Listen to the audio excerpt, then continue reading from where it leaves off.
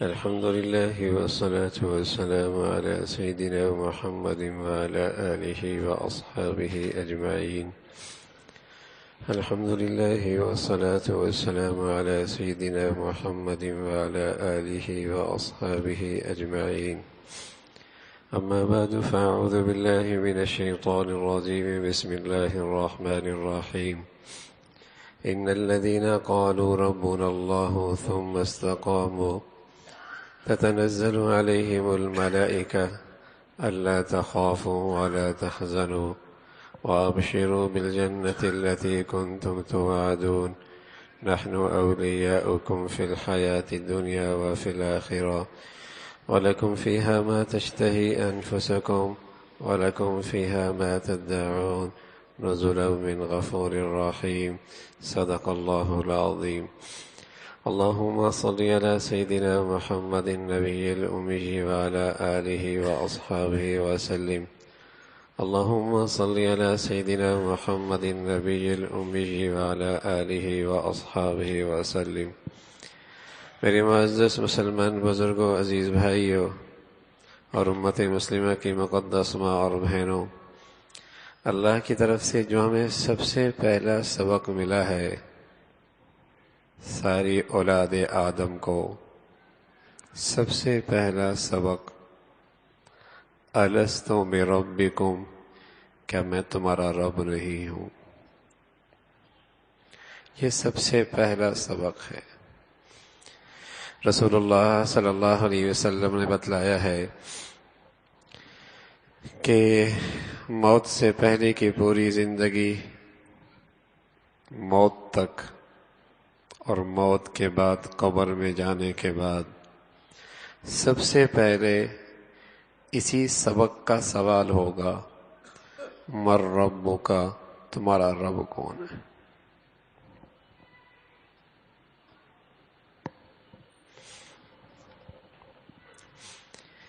سب سے پہلا سبق ملا ہے ساری اولاد آدم کو، الست بربکم، کیا میں تمہارا رب نہیں ہوں؟ رب جس کا علم کامل، جس کی شفقت کامل، جس کی رحمت کامل، اور جو انسانی ضروریات کو پورا کرنے والا ہو، پالنے والا۔ الست بربکم، کیا میں تمہارا رب نہیں ہوں؟ تو ہم نے یقین دہانی کرائی ہے، قالوا بلا، کیوں نہیں، آپ ہی ہمارے رب ہیں۔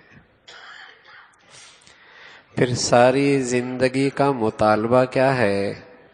ان الذین قالوا ربنا اللہ ثم استقاموا، جب اللہ کو رب مانا ہے تو پھر اس پہ ڈٹ جاؤ۔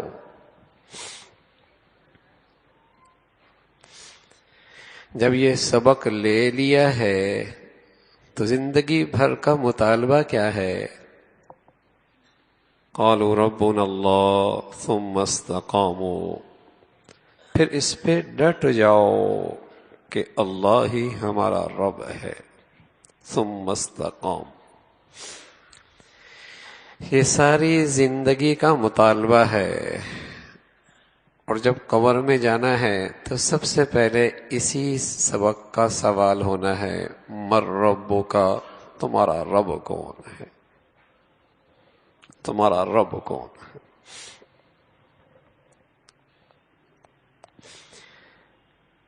تو پہلا سبق بھی یہی ہے اور سب سے پہلا سوال بھی یہی آئے گا۔ پہلا سبق بھی یہی ہے اور سب سے پہلے پیپر میں سوال بھی یہی آئے گا، مر ربک۔ یہی وہی عقیدہ ہے، یہی وہ نظریہ ہے جس پر اللہ کے پیاروں کو بڑی آزمائشیں اٹھانی پڑی ہے، بڑی آزمائشیں اٹھانی پڑی۔ یہی وہ عقیدہ ہے، یہی وہ نظریہ ہے جس پر اللہ کے پیاروں کو بڑی آزمائشیں اٹھانی پڑی۔ ظالم حاکم جابر بادشاہ ہے، ایک طرف اللہ کا پیارا حضرت ابراہیم ہے علیہ الصلاۃ والسلام. بات یہیں اٹک گئی. ابراہیم علیہ الصلاۃ والسلام اسے بتا رہے ربنا الذی یحیی و یمیت، میرا رب تو وہ ہے جو زندہ بھی کرتا ہے موت بھی دیتا ہے. وہ کہنے لگا انا احیی و امیت، میں زندہ کرتا ہوں، میں موت دیتا ہوں. جسے چاہوں بے قصور کو پھانسی پہ لٹکا دوں، جسے چاہوں آزاد کر دوں. زندگی بھی میرے ہاتھ میں، موت بھی میرے ہاتھ میں.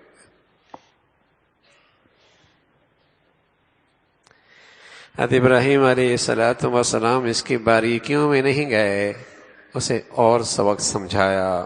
میرا رب وہ ہے جو مشرق سے سورج نکالتا ہے، مغرب میں غروب کرتا ہے. اگر تو رب ہے تو مغرب سے نکال کے دکھا.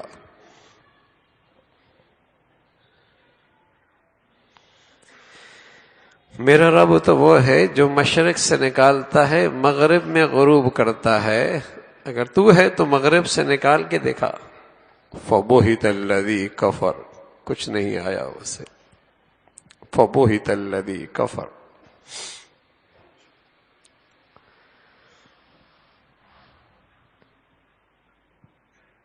جب بات طاقتور کی، طاقتور کے بعد جب جواب نہ ہو تو پھر وہ اپنی طاقت دکھاتا ہے. پھر وہ اپنی طاقت دکھاتا ہے، اپنا زور دکھاتا ہے، اپنی طاقت دکھاتا ہے، اپنا زور دکھاتا ہے، آگ جلاتا ہے. سبحان اللہ، کیسی آزمائش ہے. جو اللہ کو رب مان رہے انہیں آگ میں ڈالا جا رہا، اور جو اللہ کو رب نہیں مانتا وہ آگ میں ڈالنے کے سارے انتظامات کر رہا. کیا آزمائش.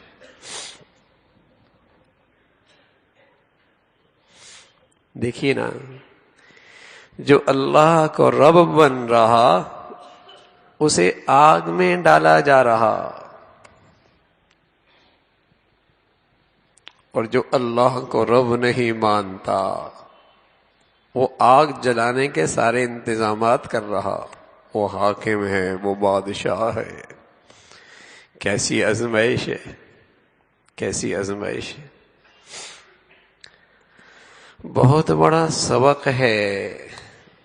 ایک طرف رب کی بات ہے اور ایک طرف سوسائٹی اور زمانے کی بات ہے. رب کی مانتا ہے تو بظاہر بھوک اور تکلیف ہے، دنیا والوں کی مانتا ہے تو دنیا تو مل جائے گی، رب روٹھ جائے گا. یہی تو امتحان ہے.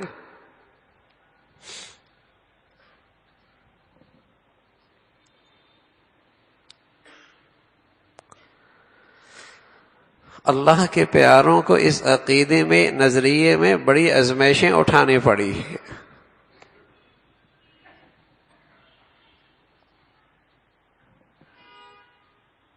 آگ میں ڈالا جا رہا ہے، لیکن سبحان اللہ، اللہ بھی اللہ ہے. بظاہر تو وہ آگ ہے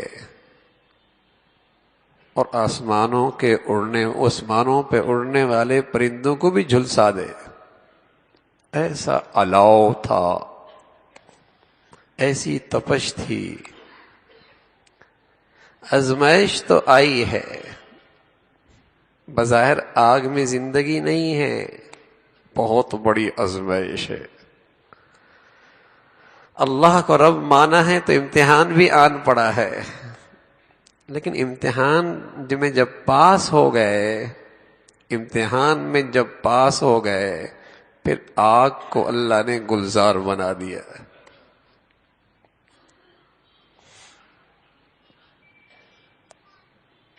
پھر آگ گلزار بن گئی. دیکھنے والے اب بھی اس آگ کو دیکھ رہے، اس کی تپش میں کوئی نہیں فرق آیا. لیکن ابراہیم اندر ہیں.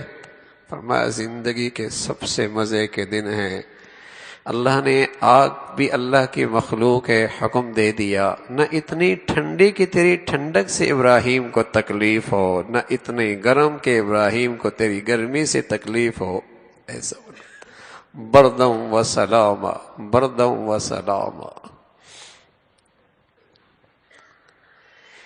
امتحان آیا ہے، وقت کا فرعون ہے، وقت کا فرعون ہے۔ کیوں الجھتا ہے ابراہیم علیہ حضرت موسیٰ علیہ السلام سے؟ کیوں الجھتا ہے؟ کہتا ہے انا ربکم الاعلی، رب تو میں ہوں۔ موسیٰ علیہ السلام کہنے لگے ربنا رب السماوات والارض، رب وہ ہے جس نے زمین و آسمان کو پیدا کیا۔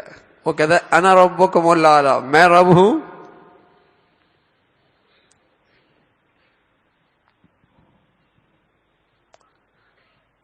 اپنی قوم کو سمجھایا، سبق دیا۔ حضرت موسیٰ علیہ السلام نے، ان کے بچے ذبح ہو گئے، ان کے مردوں کا نام و نشان مٹنے لگا،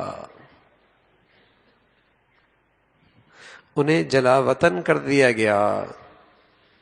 یہ ساری تکلیفیں برداشت کی، لیکن رب کے سوا کسی اور کے سامنے سر نہیں جھکایا، سر نہیں جھکایا۔ بہت بڑی آزمائش ہے اللہ کے پیاروں پر کہ رب کون ہے ہمارا؟ ایک اللہ ہے۔ مطالبہ کیا ہے؟ ان الذین قالوا ربنا اللہ ثم استقاموا، جب رب بنا لیے اللہ کو پھر اس پہ ڈٹ جاؤ۔ آندیاں آئیں، طوفان آئے، آزمائشیں آئیں، تکلیف آئے، بھوک آئے، پیاس آئے، ہاں، لیکن اپنے رب کو نہیں چھوڑنا۔ اللہ کے نبی صلی اللہ علیہ وسلم نے بتلایا ہے کہ آدم سے لے کر قیامت تک دجال سے بڑا فتنہ کوئی نہیں آیا۔ آدم کے زمانے سے لے کر ابتدائی دنیا سے لے کر دنیا کے اختتام تک دجال سے بڑا فتنہ کوئی نہیں آیا۔ حضرت نوح علیہ السلام سے لے کر محمد الرسول اللہ نے، سبھی نے اپنی اپنی امت کو دجال سے ڈرایا، لیکن چونکہ رسول اللہ صلی اللہ علیہ وسلم کی امت کا واسطہ دجال سے پڑھنا تھا، آپ نے وہ بتایا جو کسی نبی نے نہیں بتایا، بہت کچھ بتایا۔ آپ علیہ السلام نے اپنی امت کو بہت کچھ بتایا، بڑی بڑی نشانیاں بتائیں۔ کانا ہوگا، کانا، اس کے ماتھے پہ لکھا ہوگا کافر ہے، لیکن رسول اللہ صلی اللہ علیہ وسلم نے فرمایا یہ ماتھے پہ لکھا کافر ہر آنکھ والا نہیں پڑے گا، صرف ایمان والا، جو ایمان کی روشنی سے دیکھے گا، چاہے وہ پڑھا لکھا ہو چاہے ان پڑھ ہو، چاہے پڑھا لکھا ہو چاہے ان پڑھ ہو، وہ اس ماتھے پہ لکھا پڑھ لے گا۔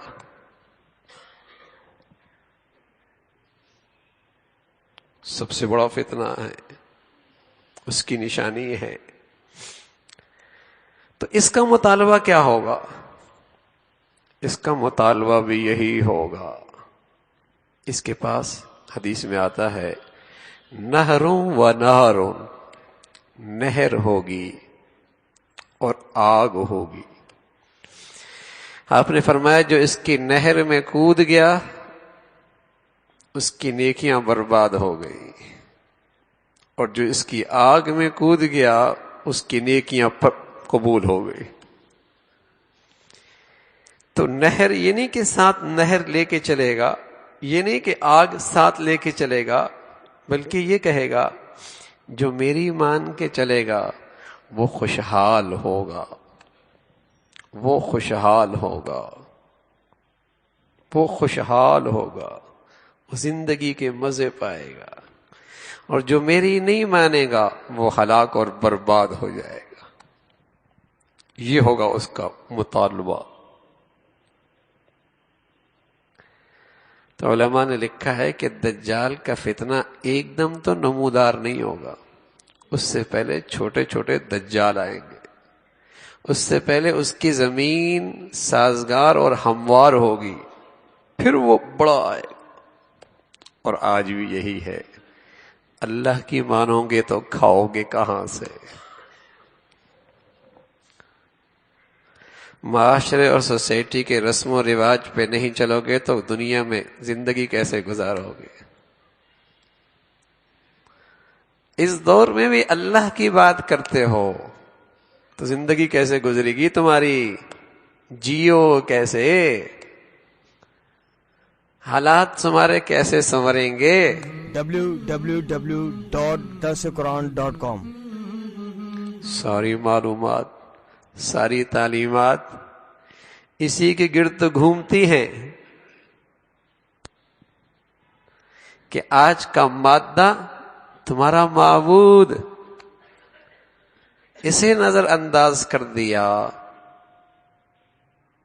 اور صرف اللہ کی ماننے لگ گئے تو زندگی کیسے گزرے گی؟ چند نوجوان ہیں، ان کے نصیب جاگ اٹھے، ان کی قسمت بڑھیا ہو گئی، انہیں دین حق کی دعوت پہنچی، انہوں نے قبول کر لی۔ پورا ملک، پوری سوسائٹی، پورا معاشرہ، دائیں بائیں کی ساری فضا، گھر ہو یا گھر سے باہر کا ماحول، سب خدا بیزاری کا، سب بے دینی کا، انہیں اللہ نے اپنی پہچان عطا فرما دی، اپنی پہچان عطا فرما دی۔ دین حق انہیں قبول کر لیا، اپنے آ گئے، خیر خائی میں، ہمدردی میں، بھلائی میں، سمجھانے، گھر کے بڑے، خاندان کے بڑے، قبیلے کے بڑے سب اکٹھے ہو گئے۔ کیوں اپنی معاشی زندگی پر اپنے ہاتھوں سے کلہاڑی مارتے ہو؟ کس راہ پہ چل پڑے ہو؟ کھاؤ گے کہاں سے؟ کھاؤ گے کہاں سے؟ اچھی سوسائٹی کے نوجوان تھے، خوشحال گھرانہ کی اولاد تھی، ان کے ماں باپ ان کے بڑے بڑے عہدوں اور منصبوں پر تھے، انہوں نے ساری زندگی کا رخ ہی بدل دیا۔ سب نے بڑے خیر خائی میں سمجھایا، کہاں سے کھاؤ گے؟ لیکن جن پر اللہ فضل فرما دے، کیا کہنے لگے ربنا رب السماوات والارض لن ندعو من دونہ الہا، ہمارا رب وہ ہے جو زمین و آسمان کا رب ہے، جو زمین و آسمان کی مخلوق کو پالتا ہے۔ سمندروں میں مچھلیاں ہیں، چٹانوں میں کیڑے مکوڑے ہیں، فضاؤں میں اڑنے والے پرندے ہیں، زمین پہ رینگتے کیڑے مکوڑے ہیں۔ جو اللہ انہیں پالتا ہے وہ اللہ ہمیں بھی پالے گا۔ ربنا رب السماوات والارض، سبحان اللہ، ان الذین قالوا ربنا اللہ۔ میرے عزیزو، آج جتنے فتنے آ رہے ہیں، دجال کے لیے جو زمین ہموار سازگار ہو رہی ہے، وہ سارے فتنے معیشت کی سواری پہ سوار ہو کے آ رہے ہیں۔ بیٹیاں بے پردہ، بیٹیوں نے گھر کی چوکھٹ کیوں چھوڑی؟ نوجوانوں کا شباب جوانیاں کیوں داغدار ہو گئیں؟ کیوں ہو گئیں؟ صرف اس لیے معیشت۔ ہر فتنہ معاش اور معیشت کی سواری پہ سوار ہو کے آ رہا ہے۔ یہی عقیدہ تو کمزور ہو گیا، یہی عقیدہ تو کمزور ہو گیا۔ یہ نہیں کریں گے تو کھائیں گے کہاں سے؟ ایسا نہیں کریں گے تو زندگی کیسے گزرے گی؟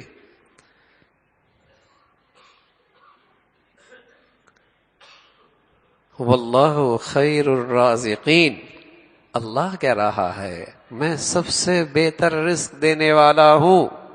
پریشان کیوں ہوتے ہو؟ ہاں تدبیر کرو، محنت کرو، لیکن شریعت کی حد نہ توڑنا، اللہ کا حکم نہ توڑنا۔ پھر دیکھو اللہ نے تو ذمہ داری لے رکھی ہے، پالوں گا، اور نہیں پالا کیا؟ جہاں کوئی فلسفی، کوئی حکیم، کوئی ڈاکٹر ماں کی جھلی میں اسے نہیں کھلا سکتا، پلا سکتا، اللہ وہاں بھی کھلا پلا رہا ہے، وہاں بھی اللہ غذا مہیا کر رہا ہے۔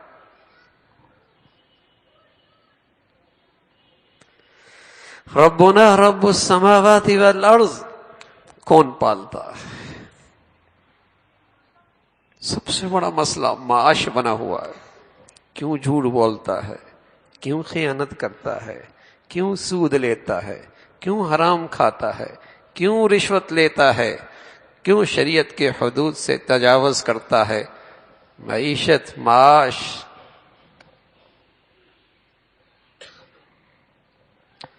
نمازی ہے، حاجی ہے، روزے دار ہے، لیکن جب معاملہ معاش کا آتا ہے سب کچھ بھول جاتا ہے۔ جب بات کاروبار کی آتی ہے سب بھول جاتا ہے۔ جب بات معیشت کی آتی ہے سب اللہ کے حکموں کو چھوڑ دیتا ہے۔ کھاؤں گا کہاں سے؟ اسے فکر ستائی جا رہی ہے، بچوں کا کیا ہوگا، اولاد کا کیا ہو۔ اللہ ہے رزق دینے والا۔ وَأَمَّا الْجِدَارُ فَكَانَ لِغُلَامَيْنِ يَتِيمَيْنِ فِي الْمَدِينَةِ وَكَانَ تَحْتَهُ كَنْزٌ لَهُمَا وَكَانَ أَبُوهُمَا صَالِحًا۔ رزق اللہ دیتا ہے۔ کیسے دیتا ہے؟ ایک نبی ہے، دوسرے نبی ہیں، اللہ کا حکم ہے یہ گرتی دیوار ہے، اسے کھڑا کر دو۔ مزدوری نبی کر رہے، پتھر نبی اٹھا رہے، دیوار نبی کھڑی کر رہے۔ اے اللہ، یہ کیسی دیوار ہے؟ دو نبیوں کی خدمت اس دیوار کے کھڑے کرنے پہ لگا دی۔ فرمایا ہاں، اس دیوار کے نیچے خزانہ تھا، یہ بچے چھوٹے ہیں، بڑے ہوں گے، اللہ نے ان کی ضرورت معیشت یہاں رکھی ہے، زندگی کا سامان یہاں رکھا ہے۔ اے اللہ، یہ نبیوں کے ذریعے ان بچوں کی یہ خدمت کیوں ہو رہی؟ فرمایا وَكَانَ أَبُوهُمَا صَالِحًا، اس لیے کہ ان کے والدین اللہ کو پہچانتے تھے، اس لیے کہ اس کے والدین اللہ کے تھے، اس لیے کہ ان کے والدین اللہ کے تھے۔ انہوں نے اللہ کی بندگی میں کوتاہی نہیں کی۔ آج اللہ ان کے بعد ان کے اولاد کا بھی انتظام کر رہا۔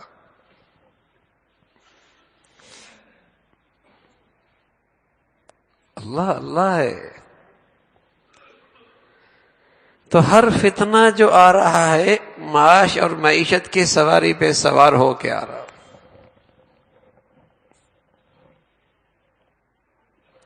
عبادت میں اللہ کا حکم نہیں ٹوٹ رہا، معاملات میں اللہ کا حکم ٹوٹ رہا۔ عبادت 40 سال سے چل رہی ہے، معاملات اب بھی ٹھیک کوئی نہیں ہوئے۔ معاملات اب بھی ٹھیک کوئی نہیں ہوئے۔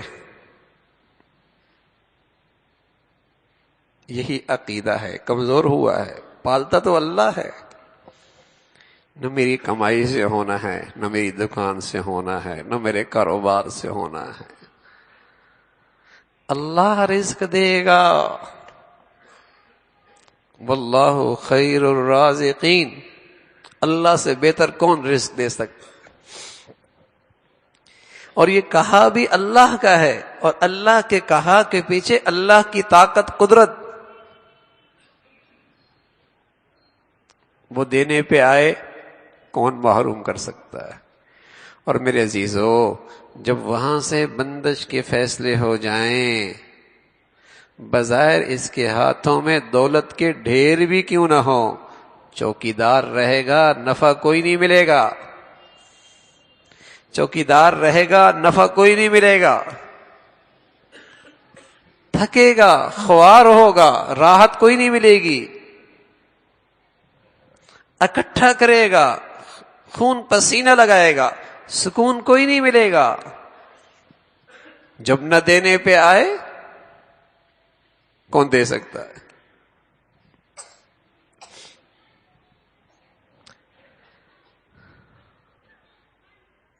تو سب سے پہلا سبق کیا پڑھایا؟ پالتا کون ہے تمہیں؟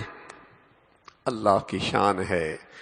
قرآن کا آغاز بھی اسی عقیدے سے ہے، الحمدللہ رب العالمین، اور اس کتاب ہدایت کا اختتام بھی اسی سے ہے، قل اعوذ برب الناس۔ اللہ اکبر، آغاز بھی اسی سے، اختتام بھی اسی سے۔ اللہ سے بڑھ کر آخری دور کی کمزوریوں سے کون باخبر ہو سکتا ہے؟ کہ ان کا ایمان کے خطرہ، ان کے لیے ان کا ایمان کو خطرہ، ان کی حیا اور غیرت کو خطرہ، ہاں، ان کے اخلاق کو خطرہ، ان کی معاشرت اور معاملات کے لیے خطرہ کیا ہے؟ معیشت۔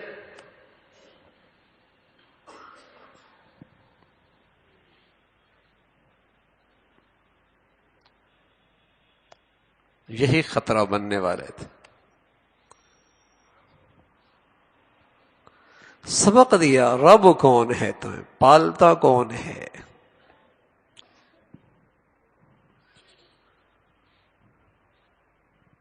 جب زمین و آسمان سے 500 صدیوں کے بعد رسول اللہ صلی اللہ علیہ وسلم تشریف لائے، عیسیٰ علیہ السلام کے آسمانوں میں جانے کے بعد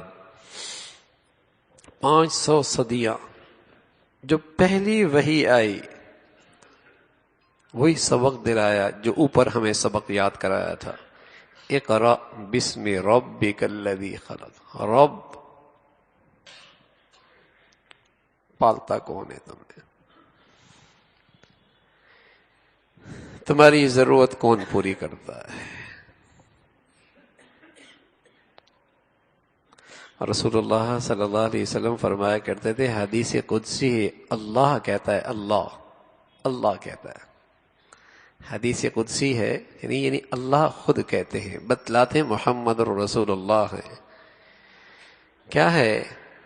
فرمایا جیسے بندہ میرے ساتھ گمان اور خیال رکھتا ہے ویسے ہی میں اس کے لیے فیصلے کرتا ہوں۔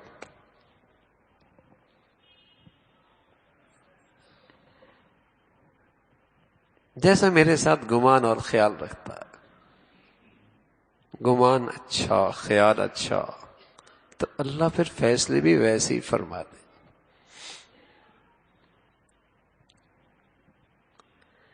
تو میرے عزیزو، اس راہ میں آزمائشیں ہیں، اس عقیدے کے راہ میں آزمائشیں ہیں۔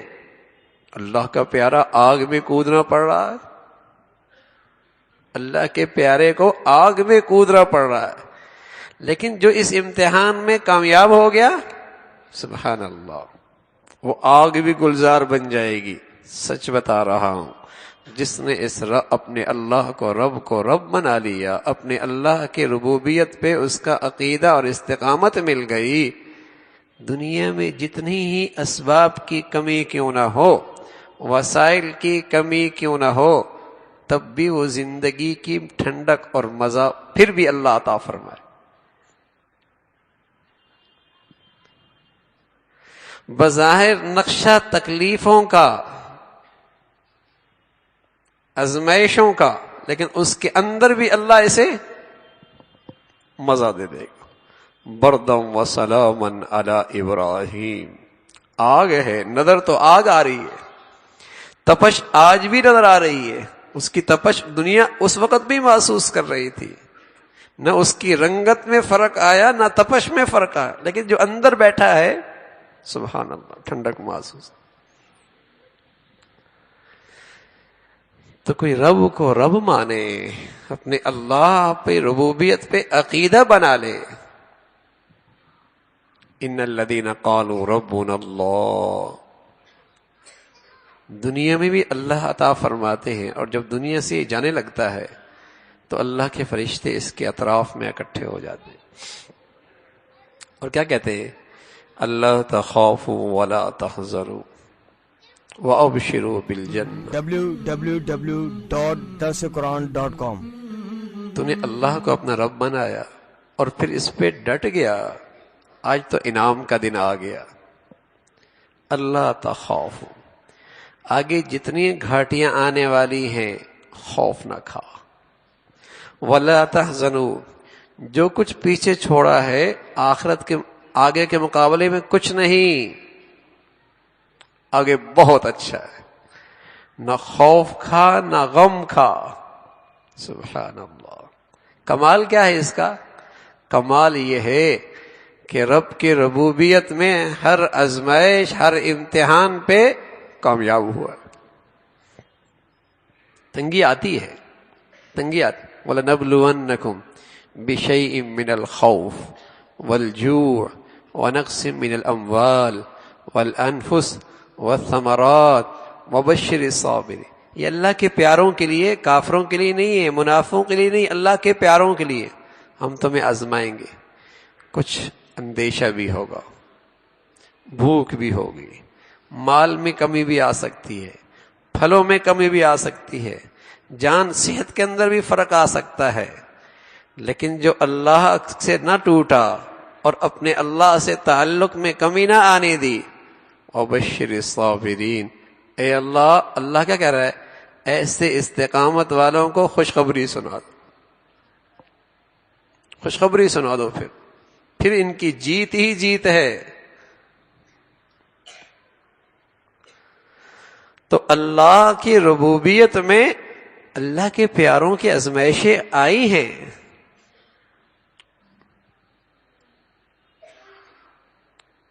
ان الذين قالوا ربنا الله ثم استقاموا فلا خوف علیہم، خوف کوئی نہیں، غم کوئی نہیں۔ وابشروا بالجنہ، جنت کی خوشخبری لے لو جو تمہارے لیے ہے، اور وہاں ایک بہت بڑا انعام ہے، نزلا من غفور الرحیم، وہاں رب میزبان ہے، تم اللہ کے مہمان ہو، اور رب اپنی شان شان تمہاری میزبانی کریں گے، شان شان کریں گے۔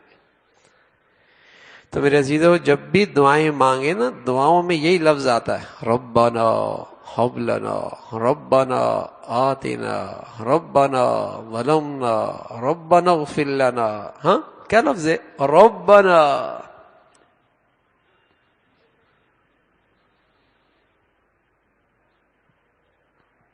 اللہ تو اللہ کا ذاتی نام ہے، اور رب ایک ایسی اللہ کی صفت ہے جو سب سے جامع اور جامع ہے، جس میں شفقت بھی آتی ہے، رحمت بھی آتی ہے، علم بھی آتا ہے، قدرت بھی آتی ہے۔ ربنا، اے ہمارے رب، اے ہمارے رب۔ تو یہ عقیدہ ہے زندگی کا، یہ مطالبہ ہے مجھے اور آپ سے، پوری زندگی میں یہ مطالبہ ہے، اپنے اللہ کو رب مانو اور پھر اس پہ ڈٹ جاؤ۔ ایک شخص آیا، کہنے لگا یا رسول اللہ مجھے کوئی نصیحت فرمائے، کچھ نصیحت فرمائے۔ آپ علیہ الصلوۃ والسلام نے فرمایا، کہو رب ہمارا ایک اللہ ہے، اور پھر اس پہ ڈٹ جاؤ، ثم مستقم، پھر اس پہ ڈٹ جاؤ۔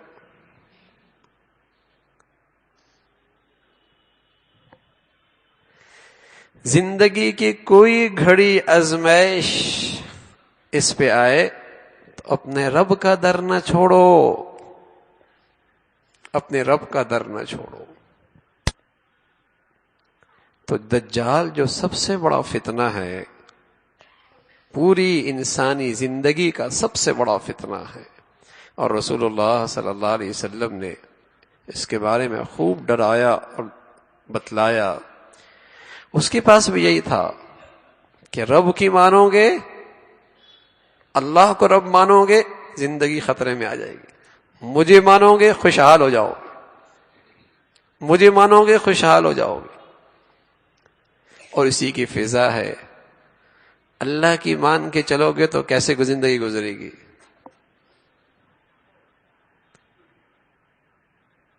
کیسے زندگی گزرے گی؟ اور جو من میں آئے، جو طبیعت میں آئے، ویسے زندگی گزارو، بڑے مزے کریں گے۔ تو میرے عزیزو، یہ عقیدہ، یہ اللہ سے مانگو، اے اللہ اس پہ استقامت نصیب فرما۔ ہر حال میں یہ دیکھو کہ میرے رب کی چاہت کیا ہے، بس کتنا نقصان ہو رہا ہے، کتنی آمدنی میں کمی ہو رہی ہے، کتنا نقصان ہو رہا ہے، کتنی آزمائش ہے، نا اللہ ناراض نہ ہو، میرا رب ناراض نہ ہو، رزق وہ دے گا، زندگی کا سہارا اللہ ہے، پالے گا کون؟ اللہ پالے گا، سنبھالے گا کون؟ اللہ سنبھالیں گے۔ امتحان ہے لیکن ڈٹ جاؤ، پھر اللہ عطا فرمائیں گے۔ تو میرے عزیزو، یہ رب کی ربوبیت کا عقیدہ ہے جو اللہ کے ہر نبی اور ہر پیغمبر کی دعوت کی بنیاد رہا ہے۔ اللہ پالتا، اس لیے کہ اسی راستے میں ہر باطل آیا، ہر باطل اسی راستے سے آیا ہے، ہر باطل اسی راستے سے آ رہا ہے کہ کھاؤ گے کہاں سے، زندگی کیسے گزرے گی؟ اور ہر نبی کی یہ دعوت رہی ہے کہ دیکھو پالتا تمہیں اللہ ہے، پالتا تمہیں اللہ ہے، ہر عطا اللہ کی طرف سے ہے، ہر عطا اللہ کی طرف سے ہے، وہ تمہیں پالتا ہے۔ تم اسباب اختیار کرتے ہو، وسائل اختیار کرتے ہو، لیکن اس کے اندر جو پالنے کی صلاحیت ہے وہ اللہ ڈالتے ہیں، وہ اللہ ڈالتے ہیں۔ ایک نادان جب اس سے کہا گیا، جب اس نے قرآن کی ایک آیت سنی، ان اصبح ماؤکم غورا فمن یأتیکم بماء معین، اگر اللہ پانی کو زمین کے اندر گم کر دے تو اسے کون لا سکتا ہے؟ تو بڑی گستاخی میں کہنے لگا، تھوڑا ہاتھ میں لوں گا، کنواں کھودوں گا، پانی آ جائے گا، میں لا سکتا ہوں۔ تو بس اوقات اللہ سرکشی کی سزا فوراً بھی دیتے ہیں، اس کی آنکھوں کی پانی غائب ہو گیا، سبق دیا، تو پہلے اپنی آنکھوں کا پانی تو واپس لیا، پھر دیکھتے۔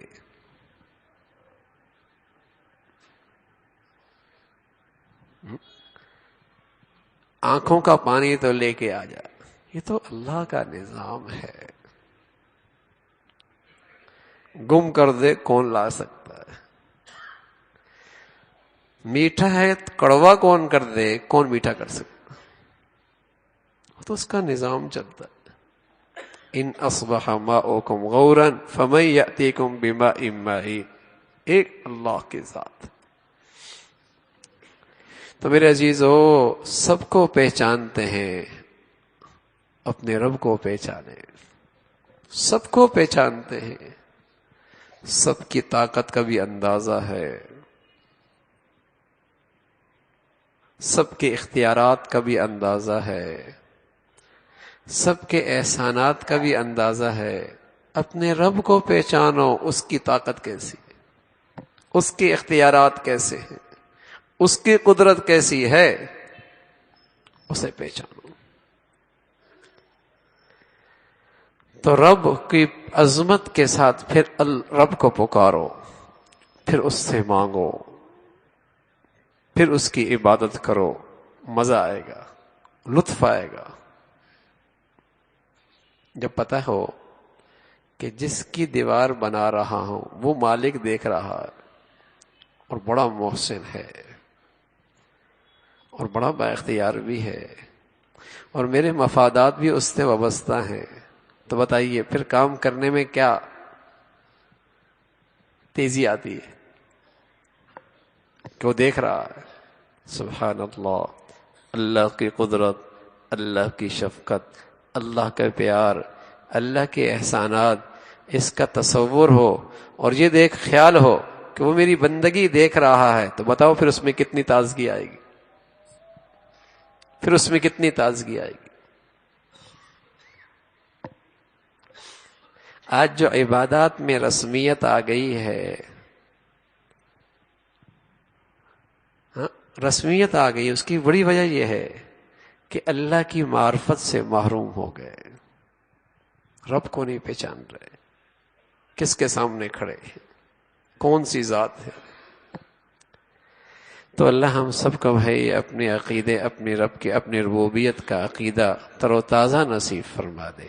ہاں، اپنا تعلق نصیب فرما دے، اپنی محبت نصیب فرما دے. آخر میں تو چند باتیں. ہم ابھی الحمدللہ 3-4 دن ترکی اور ترکی کے سرحد پر اور سیریا کے مسلمانوں کے پاس سے ہو کے آئے ہیں. اللہ کا بہت فضل ہے، مسلمانوں کا بہت ہی غیر معمولی تعاون ہے، بہت ہی غیر معمولی تعاون بیت السلام کے ساتھ. تو وہاں کچھ کام کی شکلیں بنی ہیں. الحمدللہ وہاں ایک بیکری کا سلسلہ چل رہا ہے جس میں روزانہ 1,20,000 کم و بیش روٹیاں الحمدللہ نکلتی ہیں. پچھلے 6-7 مہینے سے وہ چل رہی ہے. اللہ کا بہت فضل ہے. اس کی مالیات کا سارا معاملات تھے کہ کس طریقے سے پاکستان سے وہاں پیسہ اسٹیٹ بینک کے واسطے سے چلا جائے. وہاں ان کے ذمہ داروں سے اس سلسلے میں ملاقات تھی. وہاں مختلف اداروں کے ذریعے ہمارے وہاں خیمے لگے ہیں، اور ایک بہت بڑی خیمہ بستی جو تقریباً 4,000 سے زیادہ خیمے ایک جگہ پر لگنے تھے. تو وہاں اس کا بنیادی کام لینے لگانا اور بجلی کا انتظام اور جسے کہیں کہ پانی کا انتظام اور یہ سب چیزیں وہاں الحمدللہ چل رہی تھی. تو وہ جگہ بھی دیکھنی تھی، وہ بھی شام کے اندر ہے، جس میں تقریباً 20 سے 25,000 آدمی انشاءاللہ رہائش پذیر ہوں گے. وہ بھی الحمدللہ ہمارا ادارہ کا پورا اس کو کر رہا ہے، اور سارے خیمے الحمدللہ وہاں پہنچ چکے ہیں، تقریباً 4,000 قریب. اور مختلف وہاں کام کی شکلیں ہیں. تقریباً 3-4 گھنٹے شام کے اندر ہی رہنا ہوا، اور وہاں عجیب ایک بات چیز دیکھی جو آپ کو اصل بتانے کی ہے کہ وہ لوگ آزمائش میں ضرور ہیں، تکلیف میں ضرور ہیں، لیکن ایک بات دیکھ کر بڑا حوصلہ ملتا ہے کہ بچے ہوں بڑے ہوں، بچے ہوں بڑے ہوں، عورتیں ہوں، اور کوئی معمولی گھرانوں کے نہیں ہیں، بہت خوشحال گھرانوں سے آئے ہیں اور بہت بڑے خاندانوں سے آئے ہیں. بہت سارے تو ایسے ہیں جن کی نسبت آگے صحابہ رضوان اللہ علیہم سے ملتی ہے، اس لیے کہ مدینہ کے بعد سب سے زیادہ صحابہ کا آنا دمشق کے اندر، انہی علاقوں کے اندر آنا ہوا ہے. لیکن ایک بات چیز دیکھی ہے، اتنی بڑی آزمائش ہے، پتہ نہیں خیموں میں کب تک رہیں گے وہ، لیکن مطمئن نظر آئے، پرسکون نظر آئے. سچی بات ہے، ہمارے ساتھی کہنے لگے کہ ہمارے گھر والے تو شاید ایک دن بھی یہاں نہ رہ سکے، اور اتنے خوبصورت بچے، میں نظر آتا ہے خوشحال، نرم و نازک ماحول میں پلی ہوئی بچے، لیکن ان کے چہروں پہ اطمینان، ان کے چہروں پہ سکون، ان کے چہروں پہ جسے کہیں کہ سکونت. یہ ایک بڑی اطمینان کی بات تھی. آزمائش بہت بڑی ہے. تو میرے عزیزو، اللہ کرے مسلمانوں کے اندر یہ آپس کا جو تعلق ہے، ایمانی رشتہ ہے اور ایمانی تعلق ہے، اللہ کرے اس کو اللہ رب العزت اور تقویت عطا فرما دے اور مضبوطی عطا فرما دے. اس وقت جو دنیا میں ہمارے اوپر یہ سارے احوال ہیں، اس کی بنیادی وجہ ہے وہ ایمان کے رشتے کی کمزوری ہے. اس لیے کہ ایمان جو کمزور ہے، وہ ایمانی اخوت کی کمزوری ہے. اس لیے کہ ایمان جو کمزور ہے، ہر شخص نفس نفسی میں اپنی کہیں قومیت ہے، کہیں وطنیت ہے، کہیں علاقیت ہے، کہیں فرقواریت کا عذاب ہے، اور ایمان اسلام کا رشتہ بہت کمزور ہو گیا ہے. اور اطراف عالم میں مسلمان آج مختلف آزمائشوں اور تکلیفوں کے اندر ہیں. اللہ کرے اللہ اس کے اوپر ہمارے اوپر خاص فضل فرمائے اور یہ مسلمانوں کا رشتہ پھر سے بحال ہو. البتہ ترکی اداروں کے اندر یہ بات، جن اداروں سے، سرکاری اداروں سے بھی ہماری وہاں ملاقاتیں رہیں، بہت سارے معاملات طے ہوئے، ایک بات بہت قابل اطمینان یہ تھی کہ اب وہ طبقہ جو اوپر ان کے آ رہا، اگرچہ ان کا معاشرہ ہم اسے اسلامی نہیں کہہ سکتے، بہت مختلف دور سے گزر کے وہ آ رہے ہیں، بہت مختلف، یعنی آپ یوں کہیے کہ ایک صدی پوری مغربی زندگی سے گزر کے آ رہے ہیں، اس پہ ان کی دوسری نسل چل رہی ہے، ان کے ماحول بہت آزاد ہے۔ لیکن ایک اطمینان بخش یہ ہے کہ ان پر ان کے سرکاری اداروں میں جو لوگ اب آ رہے ہیں اوپر، وہ امت کا بڑا درد رکھتے ہیں، امت کے بڑے خیر خواہ ہیں، مسلمانوں کے ان کے دلوں میں بڑی جگہ ہے۔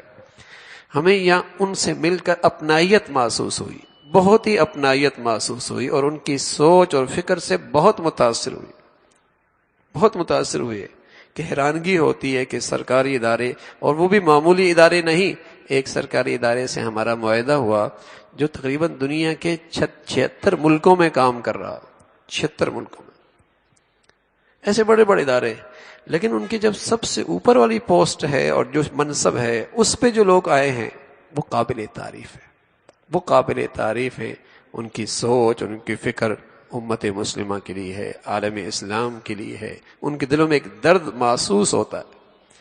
تو یہ الحمدللہ ایک بڑی اطمینان کی بات ہے۔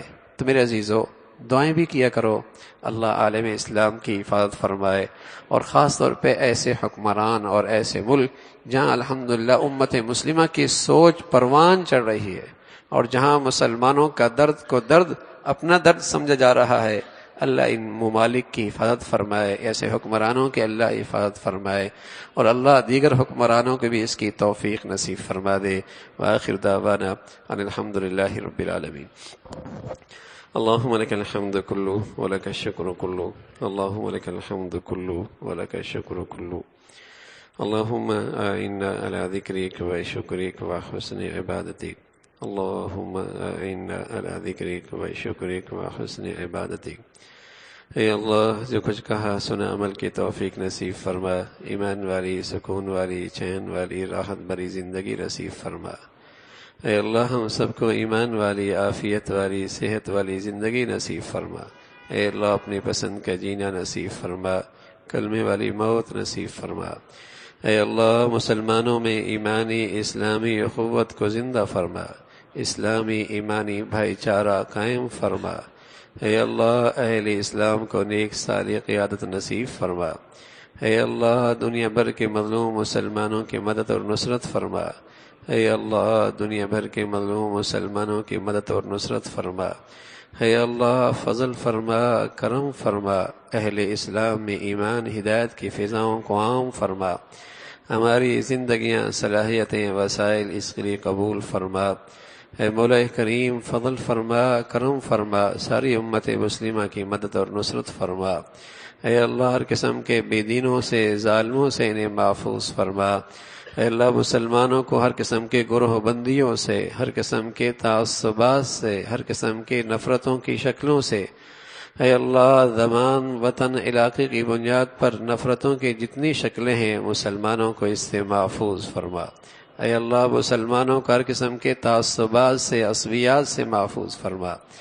مولا کریم، مسلمانوں میں ایمانی اسلامی بھائی چارہ قائم فرما۔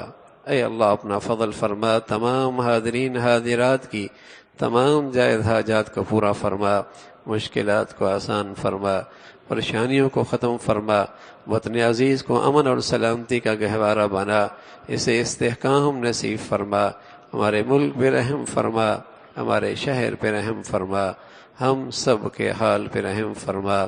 اے اللہ، جو بھی جہاں کہیں بھی تیرا دین کا کام اخلاص سے کر رہے، جو تیرے ہاں مقبول ہے، ان کی مدد اور نصرت فرما۔